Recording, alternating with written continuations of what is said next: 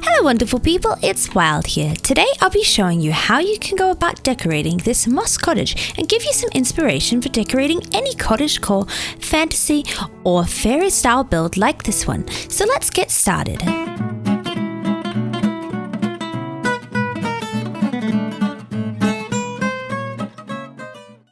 Before we head inside, let's take a look at the exterior of the build to get a feel for how we can decorate. So for this build, we've got lots of pinks and greens and then some neutral colours, so I want to carry that colour scheme inside. I'm also going to introduce some red with some mushrooms. We can also look at the shape of the build here. We've got two longer rooms to decorate, and then we've got some circular rooms here in the tower. It's also important to think about flow. So we've got our doorway on this side, so it wouldn't make sense to have a bedroom right in the front of the tower and then walk through into, say, a kitchen or storage room. You would want to have the storage and the kitchen towards the front and then perhaps the bedroom at the back. Let's have a look at how I've gone about decorating inside this house.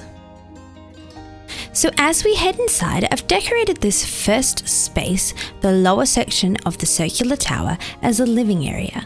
I've used some seating to create a defined space, and then I've added some decorations in our color palette to fill up the rest of the space. It's important to make use of height here. We've got a really tall tower, so I've made sure to put lots of decorations going up the whole height of the wall. Got lots of windows on this side, so I've made them the focus.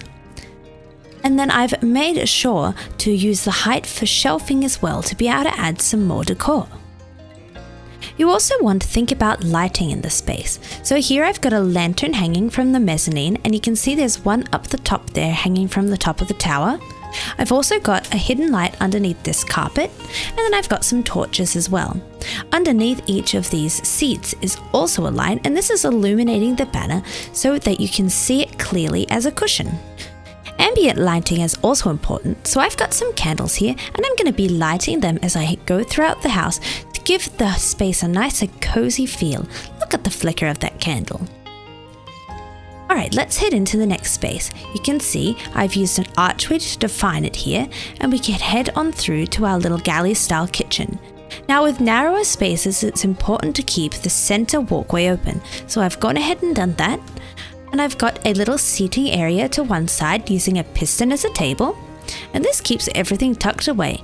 Using a piston as a table instead of a slab here really helps to find that is a table and chairs, because you can see that there's this little gap. If I had used a slab here for the table, there wouldn't be a gap and it wouldn't have the same look.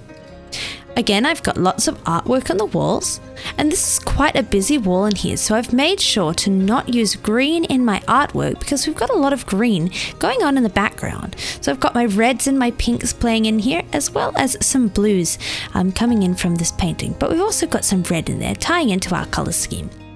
If we turn around, I've got a little bookshelf here, and if you'd like a tutorial on how to create a lot of the decorations you'll see in the house today, make sure you check out the tutorials in the description. Alright, onto the kitchen. Now this has got some practical elements to it with some of these crafting blocks, so if you're in survival, these will come in handy, as well as a sink here. But I've defined the space as a kitchen. You can see I've got a cutting board, I've got a freshly baked cake, we've got our oven, and then we've got our sink. Let's take in the whole space. And it really does flow well from the living room into the kitchen. It makes sense for this kind of living area. Another thing you'll notice is the kind of decorations I have on my shelves. So I've used some of these turtle eggs, which have a lovely spotty pattern. I've used some sea pickles. And then I've got lots of different planters. So I've got azaleas, I've got mushrooms, and my mushrooms are 3D because I'm using a Vanilla Tweaks texture pack. If you'd like to see how to get that, check out the description to see a tutorial for how to download it. I've got my amethyst, I've got some of the flowers that are tying in with the flowers that are on the roof, and I'm using these kind of decorations because they tie in with the whimsical feel. Putting skulls on the shelf here wouldn't really make sense, but that might make more sense in a darker fantasy build. Alright, let's head up the ladder to the mezzanine floor. Here we are, just a short trip, and I'm continuing a lot of the color scheme and the decorations throughout because these spaces are practically one, so you want them to read as one space. Up here I've just placed a few decorations. I'm using some scaffolding as a table here, and then I've got a little grandfather clock. Now this is a variation of the one in the description down below, and you can always customize your decor to fit your space by changing out the blocks used. So here I'm using the dark oak wood. That way I'm breaking up the actual clock from the floor, as building out a spruce it would kind of all blend into one. In the room that's tucked in this attic way here, I've created some division by using a banner, and we can head on through, and this is my crafting and storage room. So I wanted this to be both practical and pretty. So we've got some chests in here. We've got all of the crafting blocks that you could need. We've got some furnaces. I've displayed some of the crafting blocks as if they are pieces of furniture. Let's see if I can get back here. Like that, with lots of built-in storage, and you can see that I've used the space underneath the line of the roof to have some barrels for lots of storage, and you can even access these ones in here behind the chests. Since I did want to keep it as a pretty space as well as a practical one, I've kept the decor going in the paintings and pictures on the walls, as well as using some shelves to display some pretty items throughout the space. If you're building this in creative and don't need so many of the crafting blocks, this would be a great space to repurpose as a workshop and office space. So you could replace some of the practical blocks like the end chest here and some of the chests with perhaps a desk setting or some bookshelves. But even in creative, having some of these built-in workshop elements can really add a bit of a story to the build, as if you're really living here and working in the place. Okay, coming back out onto our mezzanine now, and once again we can have a look at the decor that's going up the whole height of the walls. And let's head up the ladder to the top room here in the top of the tower. Now I've decorated this one like a bedroom, and this is actually quite a spacious area, so I've been able to put in some large furniture pieces like this bed. Instead of using just a regular old bed, I've framed it out using some jungle, and this gives it a much more purposeful look. To add to the furnished look of this space, I've built a wardrobe, and you can see here I've used some armor stands to display some color coordinated armor. Now to place these two that are inside of the spruce blocks here, I placed in the armor stands on the ground and then used pistons from above to push these blocks into place. This is a really great technique to achieve this kind of propped up armor stand look for a wardrobe. In line with the bedroom theme, I've created a little vanity, and this is using a mirror banner, and I'll show you how to create that in the tutorial down below. Once again, I've brought my decor pieces all the way through the build, so the whole build feels like it is one house, designed by one person, you.